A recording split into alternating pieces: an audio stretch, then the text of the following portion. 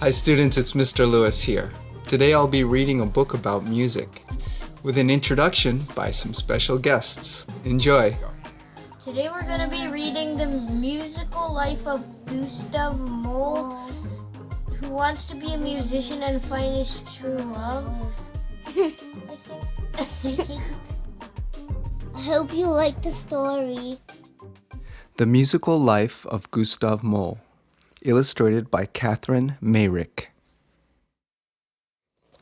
Lucky the mole born into a musical family. Rock-a-bye, Gustav, don't you cry. Mother will sing you a lullaby. Father will play the violin. Sleep, baby Gustav, breathe out and breathe in.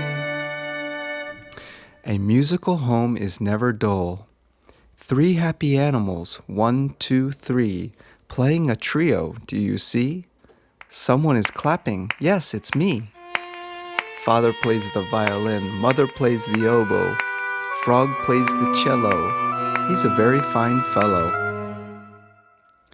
Musical moles learn fast.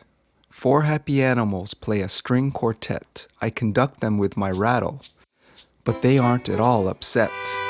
Father and hedgehog on the violin, mouse with a viola under her chin. Frog is on the cello, he's a very fine fellow.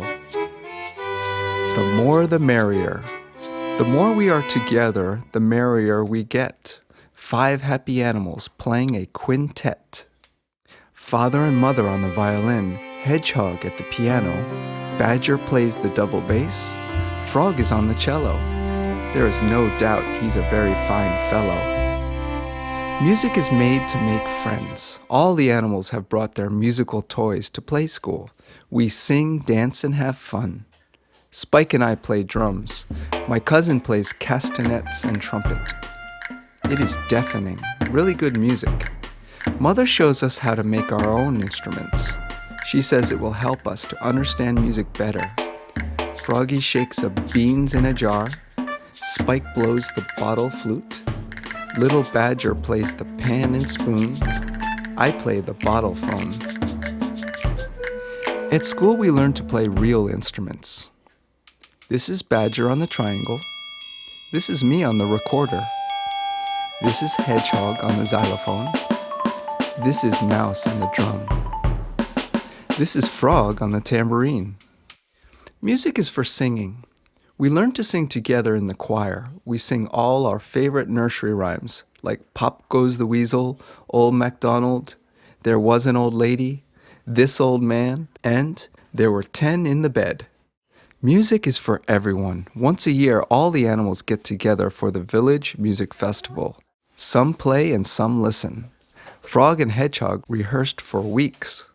The highlight is the flute and harp concerto played by Frog's cousin from the Frog Harmonic Orchestra and the famous flautist, James Badger. Music is for dancing. On my birthday, my parents take me to the barn dance. My paws are carried along by the catchy rhythm of Big Badger's piano accordion. We dance until we ache. Then we listen to Fox playing the guitar and singing sad folk songs. My eyes fill with tears. Father and mother, I sob, I want to be a real musician. Father gives me my first lessons on the violin. You will have to practice every day, he says. In music, there isn't any other way. Now do like I do. So I practice hard. I do like he does. Why is he making that face? You are practicing too hard, my friends shout above the noise. But I take no notice, and in the end, I win a scholarship to the Music Academy. I want to learn all about the orchestra, so I go to a concert performed by the famous Frog Harmonic. I will never be able to play like them, I think. Not in the percussion, not in the wind section, not in the brass, not in the strings. Those frogs have a special gift the rest of us can only dream about. I don't stay sad for long. I go to hear the Birds and Reptiles Jazz Band. Parrot plays the trombone, Satchmo Snake the trumpet, and Tree Frog the drums. Cockatoo is on the keyboard. Alligator is on the double bass. Toucan plays the banjo. Tickle those ivories, cockatoo. Dig that crazy toucan. Twist and shout, snake. See you later, alligator. The very next day, we form our own jazz band.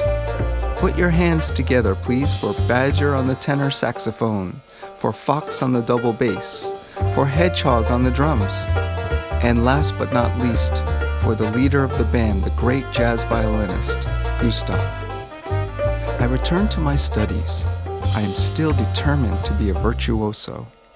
I give my first recital. I feel wonderful, but something is still missing from my playing. My tutor says, "You were good, Gustav, very good, but I'm sorry, you will never be a frog."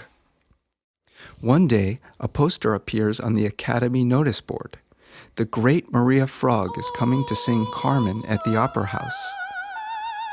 Her picture makes me weak at the knees. I must have tickets. So must the others. We are all madly in love. The passionate music flows over us. Carmen is, well, overpowering. But in the chorus stands the cutest little mole. My heart and my head are filled with music. In my room I begin to write. I have found my musical self.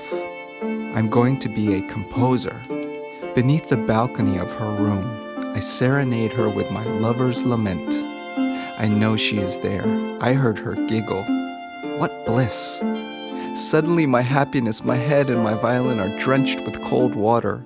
She does not love me. I flee in despair. My life is over. I hurry to the music shop to sell my violin, but my friends won't let me. "Don't do it, Gustav. You need your music more than ever now," they plead. They are right. My violin is all I have left. My broken heart will never mend. One day, I am sitting sadly in the snow, playing my lover's lament. Suddenly, she is there. She has heard the tune.